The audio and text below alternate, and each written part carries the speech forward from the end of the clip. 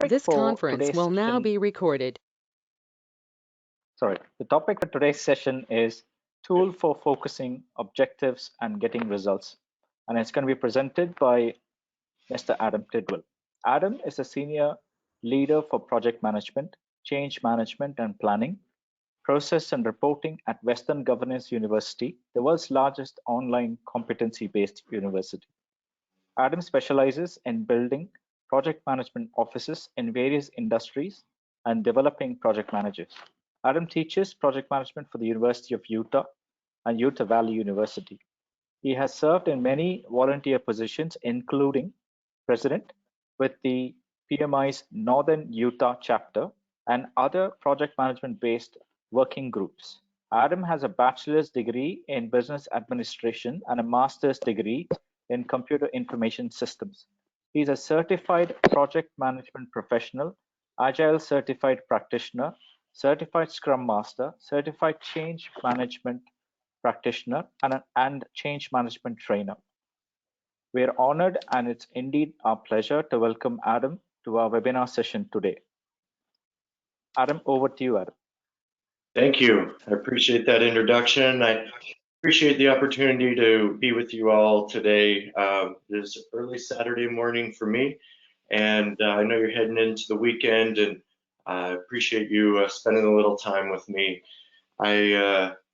I'm really excited to share some of the things I've learned through my project management work and some of the unique twists we've had on this. It's been a unique experience, something I've had the pleasure of learning, and I hope you can find value in it as well. So with that, let's jump right in. My slides are advancing. Not yet, Adam. If you could do it one more time. There we go. Yes, Technology. that's better now. Works its best. Okay, me. Again, I'm based out of the U.S. In Utah. If you don't know where Utah is, and a lot of people don't, we're about 5 hours from Las Vegas and 10 hours from Los Angeles, up in the beautiful mountains. Highly recommend coming to visit sometime. But I've been involved with PMI in some way or form for probably the last 8 or 9 years, and have been very involved in a lot of aspects of project and change management. And so that has been my specialty, building PMOs. I want to start with the tale of the dirty bathroom. I have 4 kids. This here is a picture of the third one. His name is Cannon. And as part of his chores on Saturday, he goes in and asked him to clean his bathroom. And I asked him to clean the bathroom. He goes in and what I assume is cleaning the bathroom. And about an hour later, I go in his bathroom and I notice that he hasn't cleaned it. And so I go and find him and I said, "Have you cleaned your bathroom?" And he said, yeah, I cleaned it. I said, "Hold on, come with me." And we walk into the bathroom, and the bathroom looks like this. As you can see, the drawers are open, the sink hasn't been cleaned off, very dirty, there's things on the floor. And I said, "Well, what's this?" He said, "Well, I cleaned the bathroom." "You have? And did you see this?" And he said, "No, I cleaned the toilet and I scrubbed and it looks clean, look." And what he had heard when I asked him to clean the bathroom was clean the toilet. And he did a wonderful job at that, but he had missed everything else there in the bathroom. It wasn't quite up to the expectation that we had set up. And what I learned that day, I think, applies to project management, is we need to be very careful in clarifying what we want. Our projects, our chores, the different things we do, there's a lot of room for confusion. Another way of saying this, and you may have seen this cartoon, it's a classic project management cartoon, but it shows how we all have our different points of view and different things that are important to us, and we have different ways of interpreting things. And I found that that's the crux of what I would like to share today, of ways we can bring each of us together to understand things in the same way, so that we can be more effective with our projects, that we can be clear, we can be very specific, and we can challenge each other as we begin to develop our projects. I'll give you a little bit of background about where I work. Western Governors University, we are 100% online, which has been unique in this time of COVID, that we've been able to work at home, is because our students are working from home as well. We have about 130,000 students right now, and in the 4 years that I've been there, we've gone from about I think we're between 70 and 80,000 students to about 130,000 students. Like I said, our main struggle or challenge is growth. We are growing like crazy, and projects are constant. We're constantly changing, constantly moving. We've been around for about 20 years, and so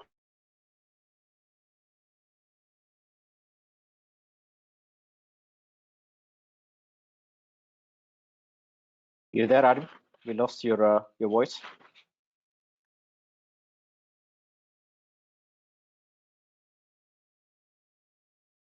We lost your audio, Adam.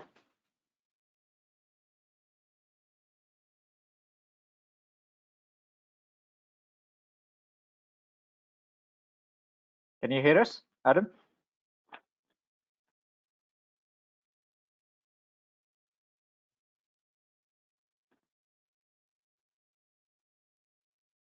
Adam, can you hear us?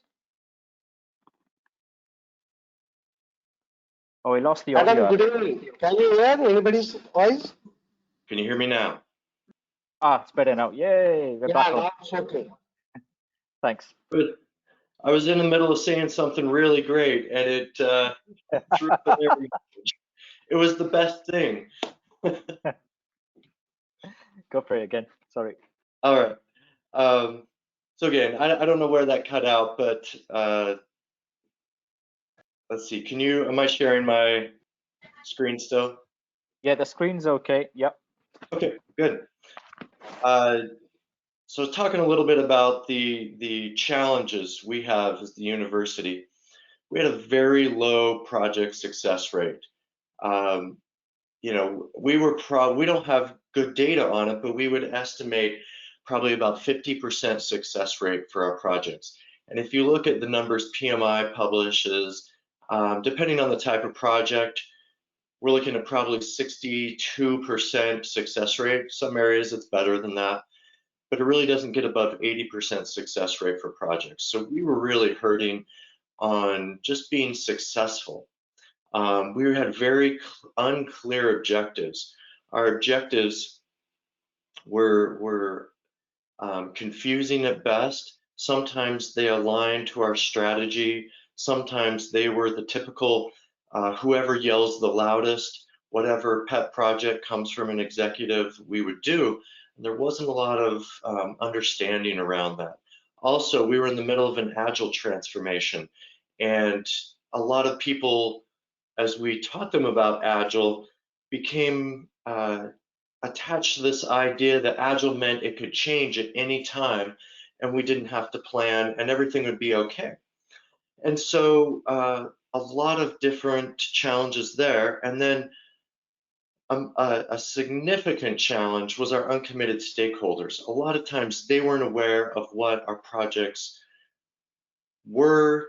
They didn't know how they impacted them, and they didn't know the process for engaging with the IT department to be able to communicate with us. And so this created this perfect storm where nobody was happy. Everybody wanted to know why their things weren't getting done, or they were done wrong. And so our response was to create this document and debate culture. And this is something we've modeled off of what Amazon does and what Jeff Bezos promotes. And we'll talk a little bit about how they apply it here. But the way we did this was we wrote documents, and it feels like we, in our society today, don't spend a lot of time writing. We think in bullet points. And this is really meant to remedy that culture of just put up a PowerPoint slide. And it's interesting too, because what am I using? I'm using a PowerPoint slide to share this information. But what I've found is PowerPoints aren't the most effective way of presenting information, and documents really are. Once we've created these documents, and there's a lot that goes into it, and we'll talk about that, but then we debate those documents. There is a great benefit that comes from being able to look at something on the paper and have really clear thoughts. And then we also used a principle-based approach. We take time to talk about how we make decisions and how we apply the principles to our projects to help them be better. And most of all, it promotes good thinking. This effort helped us realize that we really don't think about our projects very well. We didn't go very deep. And so anyway, I'm excited to be able to share this methodology with you and our journey in adopting it. So I want to go to a quote from Jeff Bezos.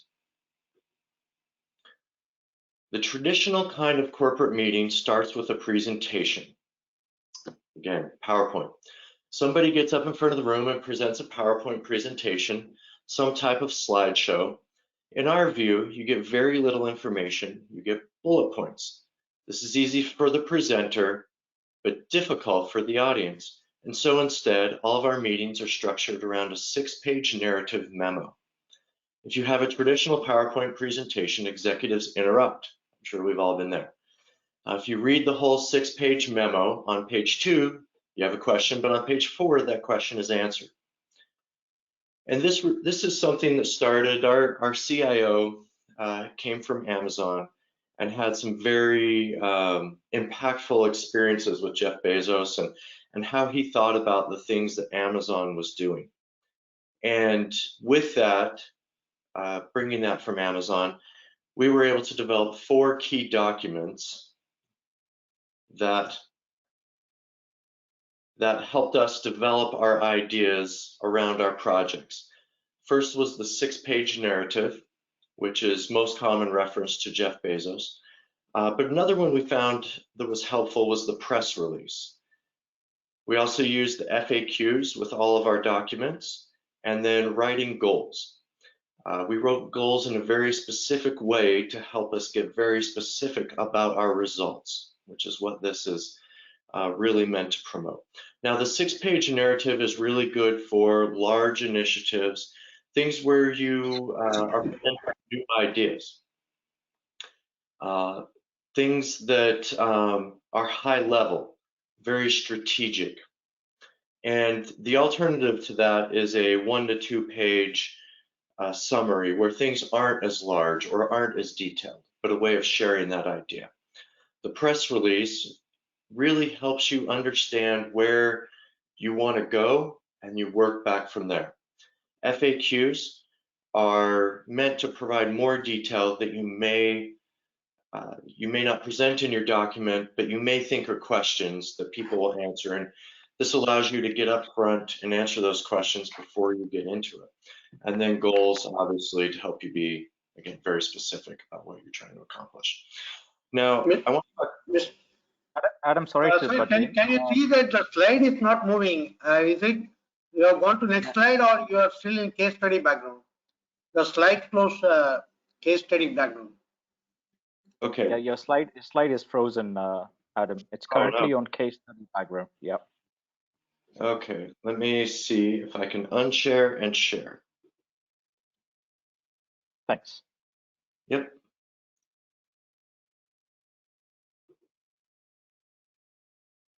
Just to let you know, we are attentive.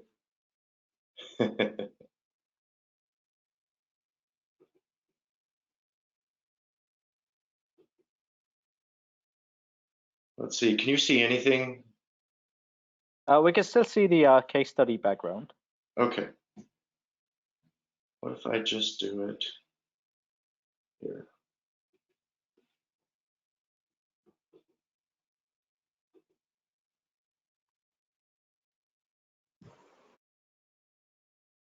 Okay, how about now? Yeah, it's still No. the same. Still the Still same. the same. Yep. Adam, you might want to stop sharing your screen and then try and reshare it. Yeah, it doesn't give me the option to stop. Let me, I'm going to pop off for 2 seconds and then I will join again. Okay, Adam, no problem.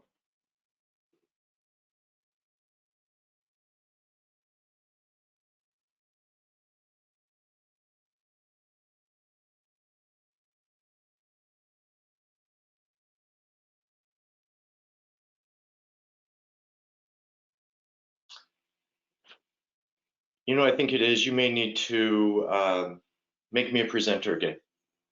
Okay, just bear with me. Yeah, someone talking with you or something. Little voice. Tell me. This organization chart, that is, according to me, I have no any subject. Sorry, can you please put yourself on mute? Sir, I am asking your status. Status?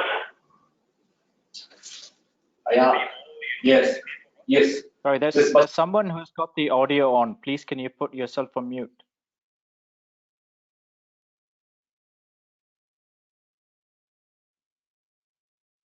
Okay, can you see that now? We can see you. Yep.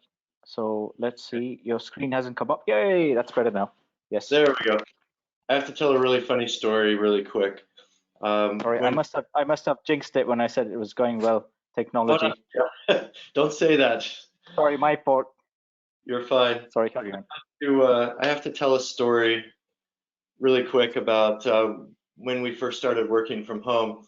We had a meeting and we were in the middle of transitioning from Teams to WebEx, and so people weren't used to seeing it. And we were in a meeting with the CIO, whole department meeting, 300 people, and one of our software engineers didn't realize the camera was on, and he was still getting dressed for the morning, and he, for about 2 seconds, showed up on the screen, and it was horrifying yet funny.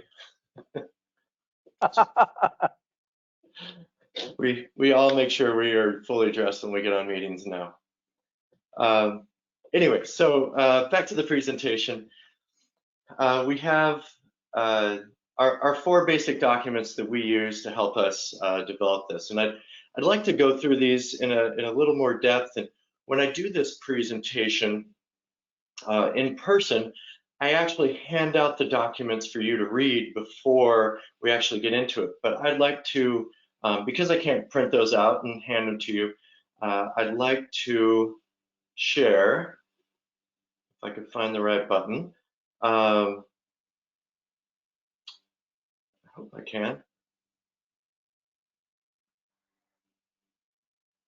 If I can share my, there we go. Share some of the documents that we use to give you an idea of how we went through this process. Here we go. I'm getting the hang of it. Be a master at all teleconferencing documents. Can you see a Word document? Yes. Okay. So this is an example of a 6-page narrative for the document and debate culture. And this was not easy to help people change their mindset around how we initiate our projects and how we understand our projects. So a couple of sections, and I'll share these documents if you're interested and want to get into some of the detail, but we start with tenets, and tenets are principles that we adhere to as we are approaching a project. And it may be something like, you know, we believe in the low cost option, or we believe in that quality is more important than cost. Simple things like that that we take for granted that will help us in guiding and developing the project. And so as you see here, some of the things with document and debate culture is we believe that clear thinking equals clear execution. And so before we can execute in a good way, we have to be able to think through. And that's important when you start thinking about what are we, how do we want to go about this? What truths do we hold to? The second one here, the process of writing brings clarity. So the solution to getting to that clarity is writing. There's a lot of different ways you can do this: brainstorming, group work, workshops, things like that. But we believe that answer is writing, and that's a part of our process. Time spent writing is valuable work. One of the things we found early on is that people put writing to the last minute, or they didn't take it seriously. And we value that time. It may take 6 hours getting ready to present a document. And then documents are tools to communicate and debate. And debate is important to get to the heart of what we're trying to accomplish. We don't assume any one person knows all the answers, and it is worth spending the time to get to the bottom of that. And then debate is respectful and productive, and feedback is essential for success. There were times where emotions got heated, and we had to step back and say, this isn't productive. We will come back again in another time, and that will help lead to a better result. So we start with the tenets. We start with those things that may not be specific to the project, but define how we think about this. From then, we dig into the meat of the project. And I don't want to go through this because you can all read it. It'll give a lot of detail about how we approach that. But I'll tell you, the first time I saw this practiced, I went into an executive meeting.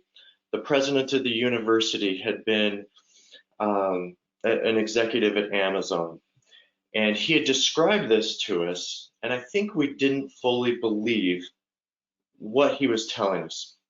We walked in to this ops planning meeting for the year, and we were told that there was no introduction. This document should stand on its own. We started the meeting by reading this document, 6 pages. It took us about 20 minutes. Everyone took notes, and my boss, the CIO at the time, started off by explaining the document. And the president of the university turns and looks at him and says, no, we read first. And he said, yes, I know. I just wanted to say this. And he started to give another little introduction to the document. And he stopped him again and said, no, the document stands on its own. We read. And it was very different for him. And to be honest, there was a huge culture shift in the way we approach these projects. Another point highlighted here that I really like, that I thought helped explain the concept. It says, good writing is the actual accomplishment and physical embodiment of clear thinking and strong analysis. Good writing is good thinking, says Doug Hartman and Chris Ugan in the article, Good Writing and Good Thinking. Good writing is difficult. It absolutely is. The process of writing documents produces clarity. It takes time and effort to create clear messages to readers that have different experiences and insights from the writer. Writing down thoughts helps think through and define what the message is. A well-written document communicates the same message to everyone. The writing should be concise and eliminate confusion brought on by other forms of communication, such as verbal conversations, quick crafted email, and bullet points on a PowerPoint slide. The written document should stand on its own. By reading the document, someone should be able to have a good enough background to discuss the issue, ask questions, and have opinions about the issue. And I think that summarizes what we're trying to accomplish with this document and debate. we need to be able to explain, and it helps me as a project manager as I'm trying to convey a project and what we're trying to accomplish. I now have 6 pages to be very careful and very specific on the language I use to develop a concept. I touched on this a little bit, but I'd like to read this as well. So we start off by creating the document. Then we have a meeting where we bring all the appropriate stakeholders together and review this document. A review starts by reading. There are no introductions or explanations. Reading continues until everyone in the group is done reading. Readers will often make notes of questions, issues, or corrections that they have on the document to look at later. When everyone is done, there's page-by-page review where questions, issues, or corrections are brought up and discussed. So again, there's this silent time at the beginning of meetings where everyone reads. And it's weird at first. It takes getting used to really understand what is happening. But people will make notes, and it's interesting because at the end of the meeting, you can hand your notes to the project manager and they can take that feedback with them.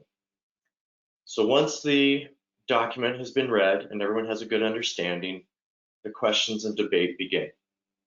Debate begins. Questions and issues brought up during the debate help the writer to understand how the message is communicated. Sometimes I would write things and people would ask questions like, no, that's not what I mean. And they would be able to help me realize what the challenge is and what I wasn't very clear on. It can reveal blind spots in knowledge. There may be mistakes or assumptions. It can expose disagreements in the group that need to be addressed before moving on to the next stages of the project. It's better to resolve these issues immediately than have them linger and then have to figure out later after work has been done. And then in the end, the writer can get all the feedback, but in the end, they own the document. They should take feedback to heart, but they own the document and how it's conveyed and written and presented to the group. The second document, if I can switch to that really quick. And is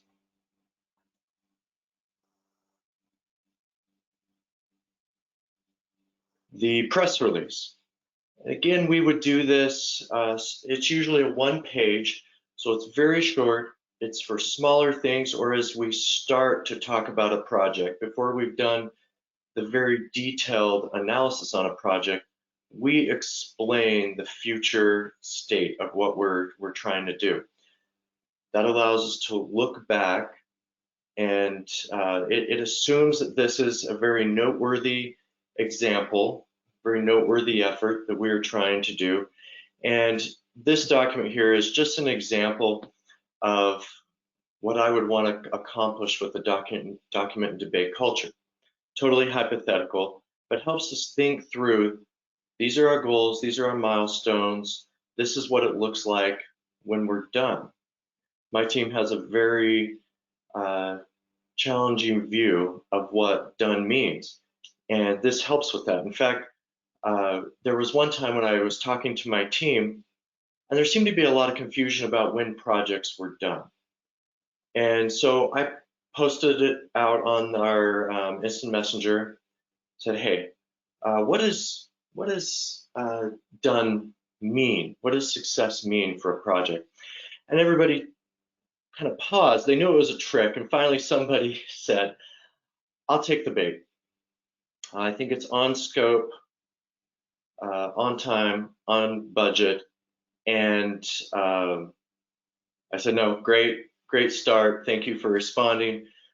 But no, it's so much more than that. It's the benefits being realized of the project. We're getting what we want. And the press release helps with that. The press release helps define the outputs and benefits that we're really trying to create rather than just the mechanics of delivering a project. And so I really like this one for that purpose. Let me share the next document. I'm really getting the hang of this. The next one is the FAQs.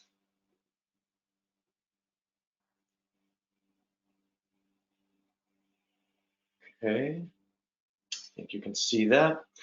Yes. The FAQs really are meant to be after. You create your document. In fact, right now I'm in the middle of creating our operations plan for this next fiscal year. And we've been writing this 6-page document for weeks, putting everything together. And as we read it after all these weeks, and we're getting ready to present next week, we have found there's some things that we're not really clear about or that didn't fit in the 6-page document that we want to elaborate on a little more. And so we create these FAQs. And so I've created an FAQ here for the document and debate culture around things that may be more miscellaneous, that provide more detail. And that's been very helpful as we've gone to executives, and they each have a little bit different backgrounds. You have HR, you have IT, you have COO, his organization, and all those come with different viewpoints. So we don't want to put in for everyone, but provides a lot more detail for their specific issues. And one of the things I find that helps with this is jotting down those questions as you're writing the document. Oh, here's something I had, here's something I have. And you may cut it down afterwards, or you may leave it. So there's a lot of different answers, but it helps people to see how you're thinking about the project in more detail. The fourth document and last document that we use is, and I'll share that here, is our goals. So goals, and we've all heard about SMART goals.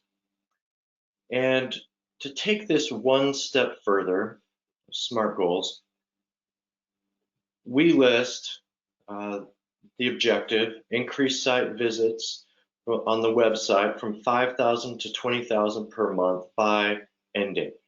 So very specific, but what I noticed was a little different as we rolled this out.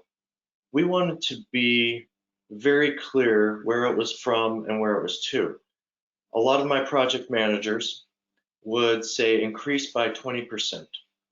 What we found is that wasn't specific enough because we don't really know where it was when we started.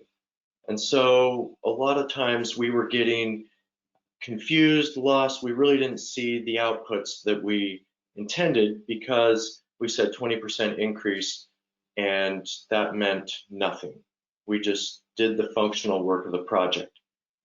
And that made us so we weren't successful, even though we thought we probably were. So those are the 4 key documents.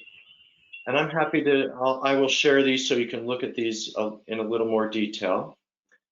And if I can go back to the PowerPoint.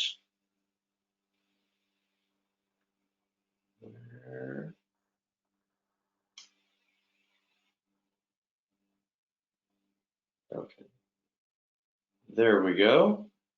Give that a second. Oh, I'm still sharing the same thing.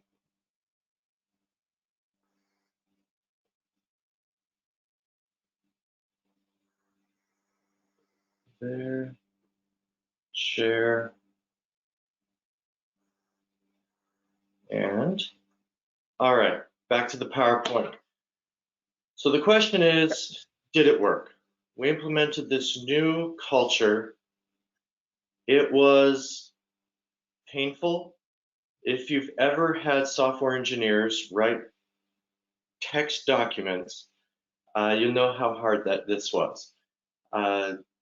Software engineers, smartest people in the room, but I've had software engineers say to me, hold on, I have to switch back to English. And this was the environment we were in. Our engineers like thinking about code, and we wanted text. And to be honest with the engineers and those who weren't as used to writing, they had a difficult time. They pushed back, and it took about 6 months to really get them used to what we were trying to accomplish, and that this was a positive thing for them. So I did a survey of our group, and I readily admit I need more data. But I surveyed 19 people in our department, or I got 19 responses from those in our department.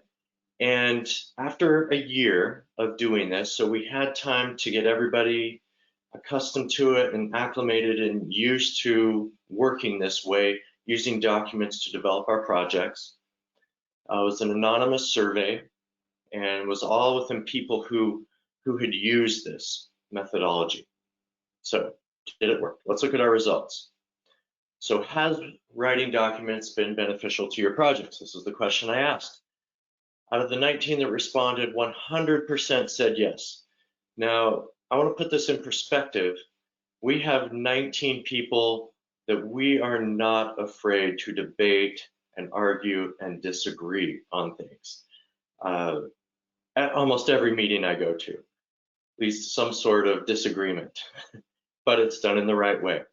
You have 19 people that are used to disagreeing, agree that this has been beneficial for their projects. Mind blown. A huge accomplishment, and something that really helped me realize the potential of this, that this is something that is impacting people as they develop their projects. The next result we had, has debating documents been beneficial? So there's the writing the documents, and now has the whole process of debate been beneficial? 89% said yes, and recognize that this was a very vulnerable activity to go through.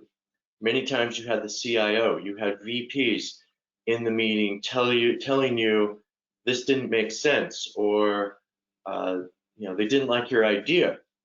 And it was done in a spirit of improvement, but still that's really hard. And still to have 89% of the people say that it was beneficial for them was amazing.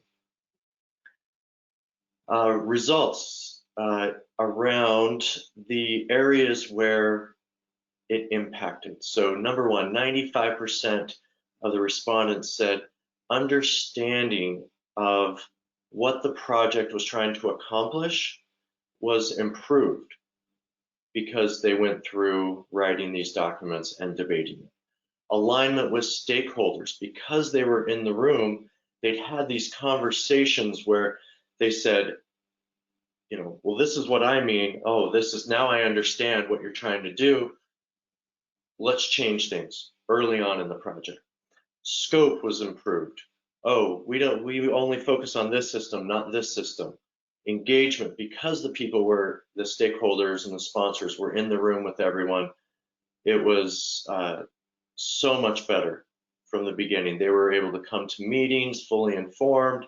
They stayed up to speed on the different information and updates and that, because they were more invested. If you look at some of these lower ones, productivity and budget, didn't have a whole lot of good information on it. To be honest, budget wasn't a huge factor. We don't look at budget very often, and when it comes to our teams, we keep it more at department level. So that doesn't surprise me. So again, some great results in how what we saw afterwards. And then the fourth question that we asked, has project success rate increased from before document and debate culture was implemented till now? So one of the challenges we had was we didn't have a good measure of success before. We weren't tracking it. And so we asked this question, and 74% said yes, it has improved project success rate. And then the fifth question we asked was, how much has it increased? And 0 to 10% of the respondents said 16%, 11 to 25% said 16%, and then 32% said 26 to 50% improvement on their project success rates. And if you think about just one project going wrong and how painful that is, a 10% increase is incredibly valuable. So what were some of the challenges that we faced? And these are direct quotes from the survey I sent out. Having the time to write or create documents.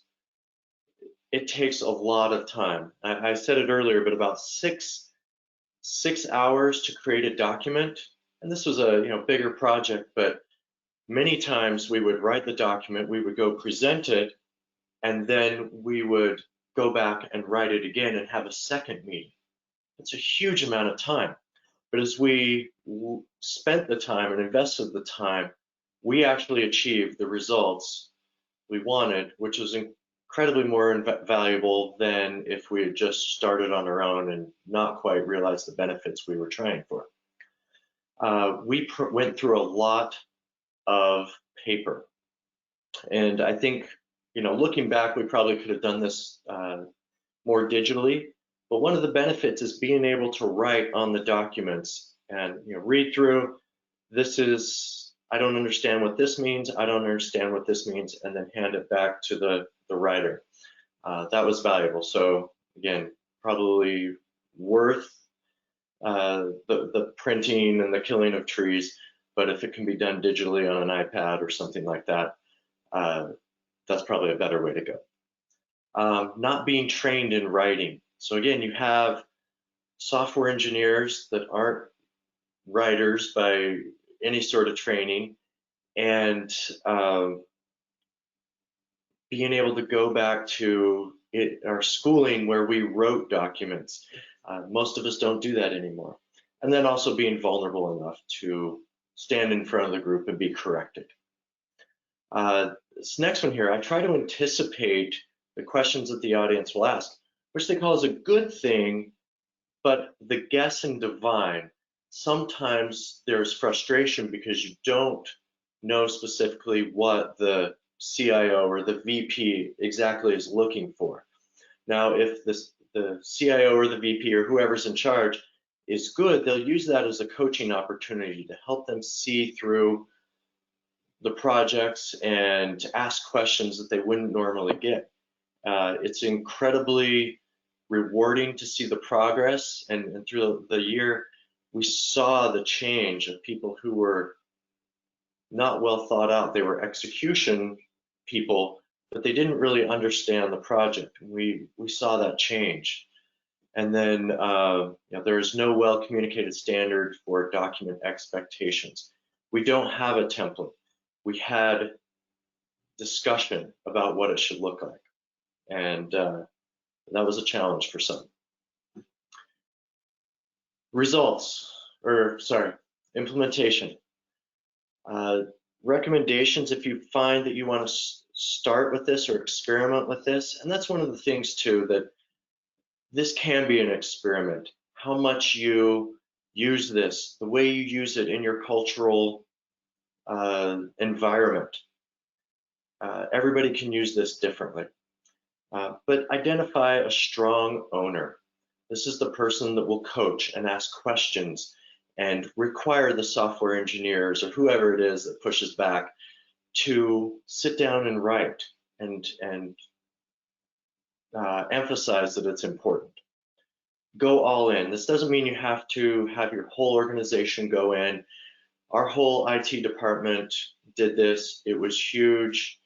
It was a slow moving ship, but we got through it in a year. Now, if you wanted to try this with a team, a certain project team and 2 or 3 projects, I think that would be an excellent idea and allow you to develop the ideas, see the benefits, and then be a champion for it as you spread throughout the organization.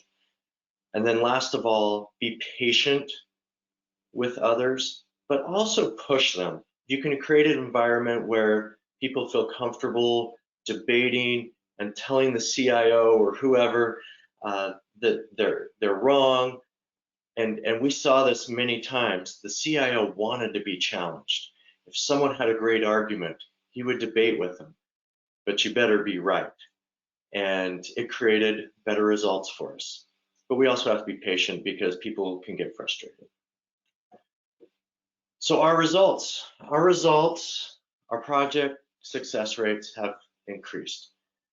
We've seen the data that this makes a difference.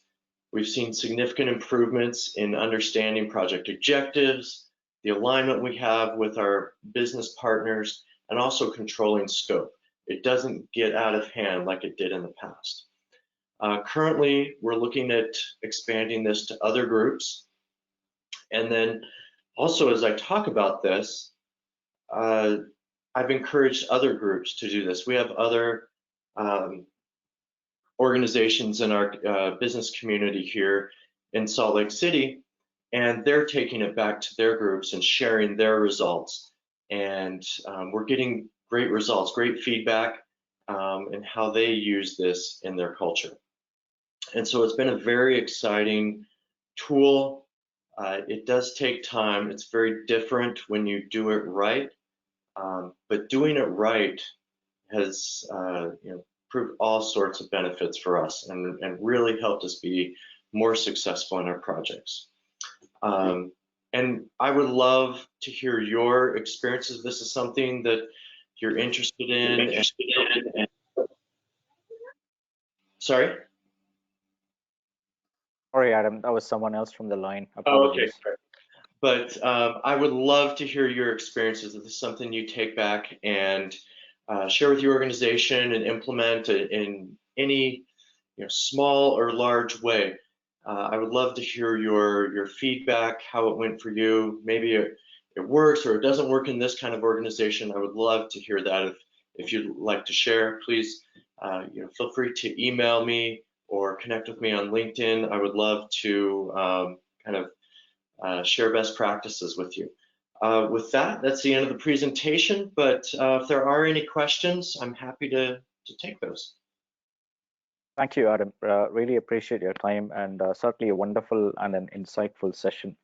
I think from what I see, I think one needn't look for complex tools, and something like a document and debate approach could be as effective. I think it's certainly was very interesting indeed. We have a few questions from the participants.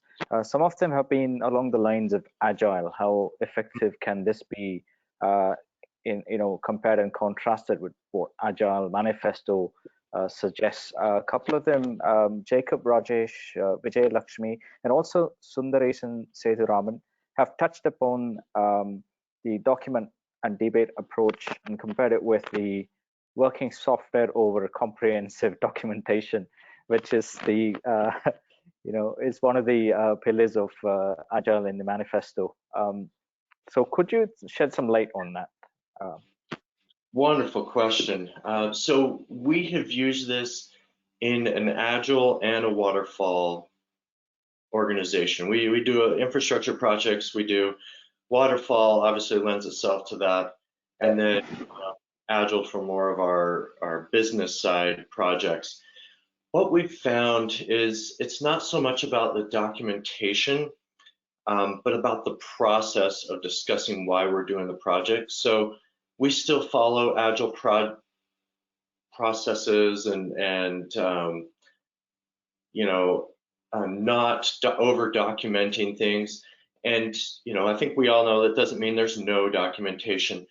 But what has been valuable to me is getting started at a good place where you can say, this is what I'm trying to accomplish, and then that kicks off the Agile process in developing.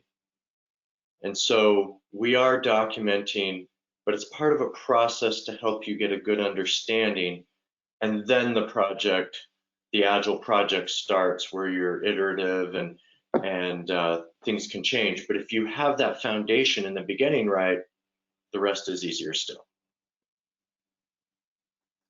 Thank you, Adam.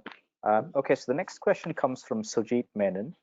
Are there fixed subheads or subsections in the 6-pager? Could you please share a template with us? So the beauty of this is there's no template. And I will share the document, the 6-page narrative document, to give you an idea of the framework. but really it can be whatever you want it to be.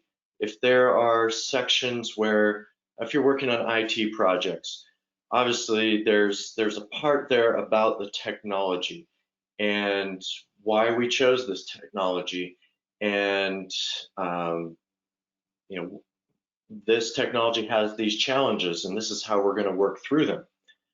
But if you're doing a more of a people change sort of project, you will talk about very different things. And that's the beauty of it, is it's very flexible. Depending on the project, you will include very different things. And you know, it can be whatever information you feel is important that you can convey. Okay, thank you. Another question from Mr. Ramanathan.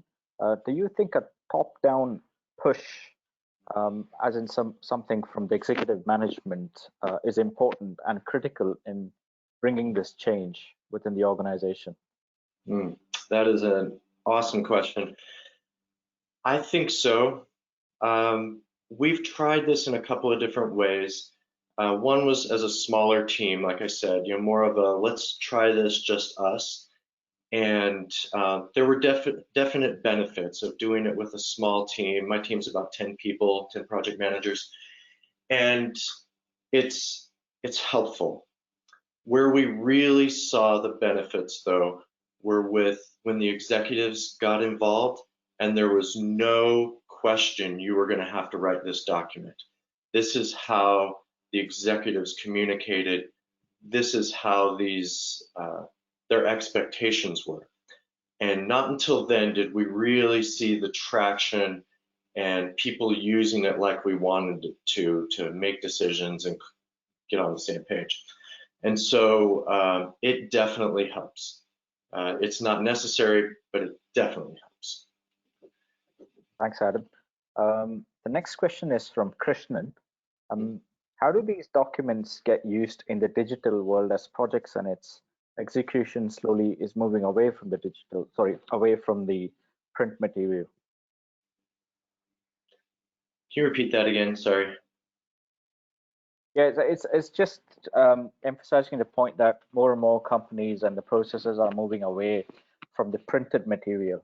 So, you know, circulating printed copies and papers, and, you know, this whole thing of saving trees, so do not print.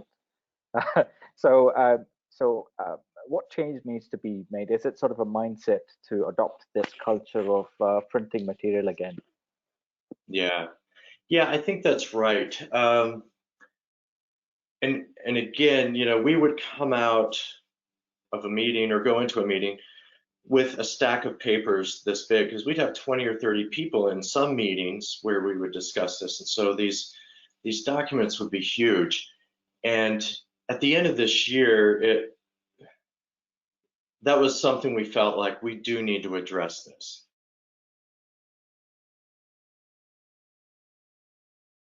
Sorry, Adam, we lost you. 10 copies, and everybody else can, you know, just look on their screen. That helped a lot. It also saved a lot of time preparing for meetings. And I've struggled with this too. You know, nobody wants to waste resources, but I did find value in being able to go through. Eventually, I just got a tablet to go through and mark on the documents, because there's something about, you know, not just typing on our screens, but writing it with our hand and highlighting things. It helps us think a little better through it. So, right. And it depends on your organization too, of how that conversation goes, because you're exactly right. It is about the process and way of thinking more than anything. Right. Next question is 6 a magic number? I think in the document, I think it's a 6-page. Sorry, can you hear me, Adam? Hello? Did I lose you? Yeah. Can you hear us? Yeah, I think we lost your audio. We lost your audio, Adam.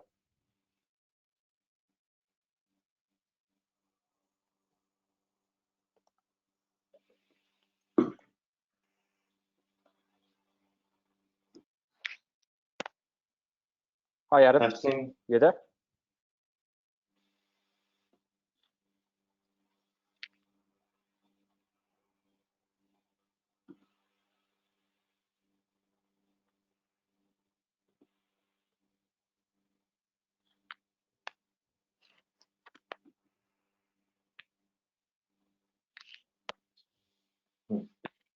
Can you hear us?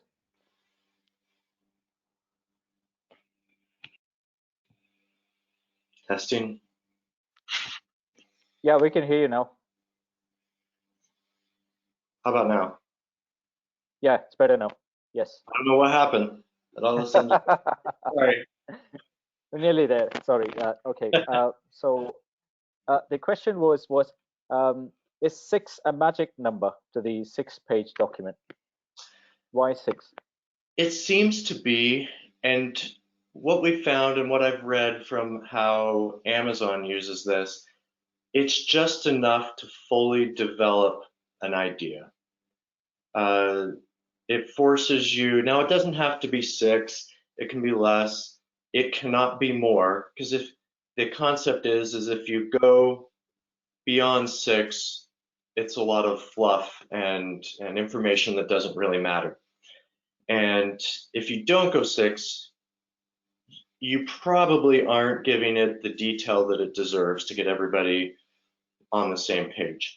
The example my former CIO would give is that he launched Kindle globally, and he prepared a 6-page document. And if you can imagine all the detail for all the countries and all the information that goes in with that, and he wrote a summary of 6 pages. That was enough.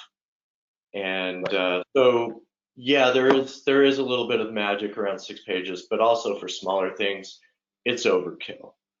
So that's when I stick with the 1-page summary that would be more like what you may put in a project chart. Sure. Let's wrap this with one final question from Ilayaraja. Can we say formal content review mechanism is extended in end-to-end project lifecycle through document and debate? I think so. The way we've used it is really as a kickoff, or if you would think of it as a chartering process, is how we've used it. But especially with agile projects, this could last through the whole life cycle, or as there are iterations, this is how they could be addressed. And again, the mindset of being able to say, this is how we think about it. There was this change. This is why we did it.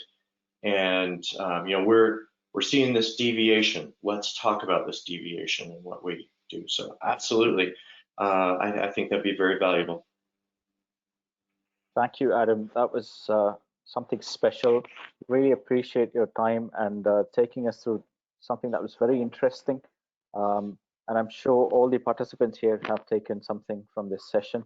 I'll maybe get in touch with you after this to grab the material that you could share with the participants. But on that note, on behalf of PMI Chennai chapter and immediate past President Prasanna, we'd like to thank you for hosting this session and presenting this wonderful topic to us. Really appreciate. I just wanted to share with you a memento. If I can just take the presentation rights back, just bear with me. Or if you could let go of your. Oops. Let's see. Yeah, actually, let me see if it works. Okay, I'll try and share something quickly, but I'll email this to you anyway. Okay, I've got some pop-up message coming up, so apologies. I think yeah, it was great, and it was fun to listen to you. Thank you, Adam. Really appreciate it, and thanks for. And I hope it was valuable for you. Absolutely. Thanks, you. Thanks for, thank you very much. Yeah, thank you all. Thanks for joining. Thank you. Have a great day. Thank you. Take care. Bye bye. Thank you. Thank you. Thank you. Thank you. Bye. Thank you. Thank you. Thank you. Bye. Thank you. Bye. Everyone. Thank you. Thank you, guys. Make sure you fill the feedback. Thank you. Thank you. Have a good evening. Bye. Bye-bye, and you Bye-bye. too.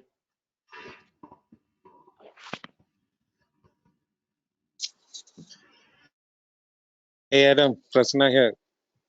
Yeah. Wonderful session, mate. Thank you. So much. Glad you liked it. Yeah. Have a Thanks, good run Prasanna, for today. sticking around.